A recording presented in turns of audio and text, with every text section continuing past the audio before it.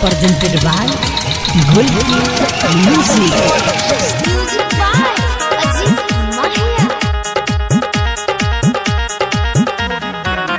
हेरे नाचो एलो तोरा टोला कर नहीं झगहर। लहंगा उठा के छोड़ी हिलबे कमर। अच्छा लाना चल चल। हेरे नाचो एलो तोरा टोला कर नहीं झगहर। लहंगा उठा के छोड़ी हिलबे कमर। दारू शराब छौरा पीने खेने छै। हेलो हेलो, सब शांति बनाए रखे, कोई अनहरिया का फायदा मत उठाइएगा। ए ऑपरेटर भाई थोड़ा स्टार्ट कर दो भाई। रे जनरेटर चालू कर, ई छौरी केने छै। जनरेटर चालू कर, ई छौरी केने छै। जनरेटर चालू कर, ई छौरी केने छै।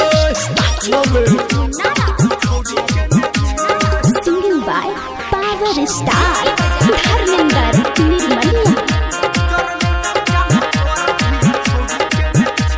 Presented by Gulki Music. हेरे एना ने तू बाज हमरा लागैया रे लाज। डीजे में के छौरी तोरा नहीं छौ आवाज। सुन एना ने तू बाज हमरा लागैया लाज। डीजे में के छौरी तोरा नहीं छौ आवाज। हाँ कान छै बहिर छौरा के टुनकी ही धेने छै। अरे साला मरकरी फोड़ दिया है, अनहार हो गया है पूरा। ए कंप्यूटर की नाम है छोरा के रे स्टार्ट करा ना। रे जनरेटर चालू कर, ई छौरी केने छै।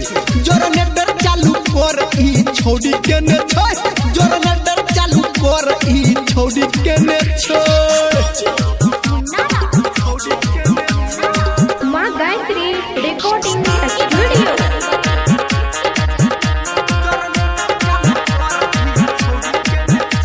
Presented by Gulki Music. रे हट छोरा हट तू हमरा में ने सट। हे हमरा से तू छौरी में बाज फट फट।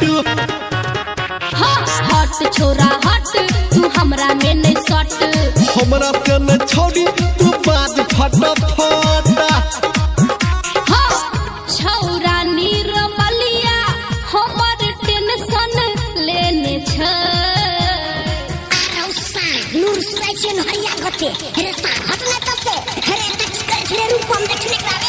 रे जनरेटर चालू कर, ई छौरी केने छै। जनरेटर चालू कर, ई छौरी केने छै।